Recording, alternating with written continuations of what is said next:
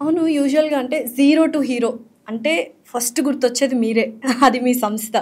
Zero వెనకాల అంటే చాలా సింపుల్. జీరో అంటే నథింగ్ అనుకుంటారు. ఆ నథింగ్ వెనకాల చాలా కష్టం ఉంది. అండ్ ఇందాక మీతో మాట్లాడడం కూడా జరిగింది. సీజనల్ బిజినెస్‌లు చేసేవాళ్ళని. దీపావళిలో క్రాకర్స్ అమ్మడం కానీ, రంజాన్‌కి డ్రై ఫ్రూట్స్ అమ్మడం దగ్గర నుంచి ఇప్పుడు రేంజ్ రోవర్‌లో తిరిగేంత స్టార్డమ్ ఎలా వచ్చింది అంటే ఏమంటారు? టైం అనేది చాలా గొప్ప ఇన్వెస్ట్మెంట్. డబ్బు కంటే కూడా విలువైందనేది తర్వాత లేట్‌గా కొంచెం అర్థమైంది. సో, టైం ఇన్వెస్ట్మెంట్ కూడా పెట్టి వ్యాపారాలు చేయొచ్చు అని అర్థమైంది. సో, ఈ పేదరికాన్ని జయించాలి.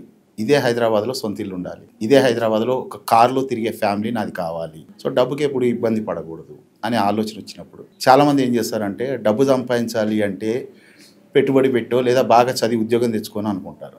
నేను అప్పుడు చేసిన రిసర్చ్ ఏంది అంటే ఆ స్టేజ్‌లోనే 7th క్లాస్‌లో నా ఇంటికి చుట్టూ ఉన్న వాళ్ళల్లో సొంత ఇల్లు కారు ఉన్నవాళ్ళు ఏం చేస్తుంటారో రీసెర్చ్ చేశాను. ఏం చేశారు వాళ్ళు?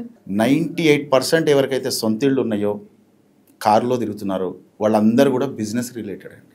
ఏదో ఒక చిన్నదో పెద్దదో వ్యాపారాలు చేసుకునే వాళ్ళకి సొంత ఇళ్ళు ఉన్నాయి, కారులో తిరుగుతున్నారు. వాళ్ళ ఇళ్లలో అద్దెకుండే వాళ్ళందరూ ఉద్యోగాలు చేస్తున్నారు. సో నాకు అప్పుడు అర్థమైంది.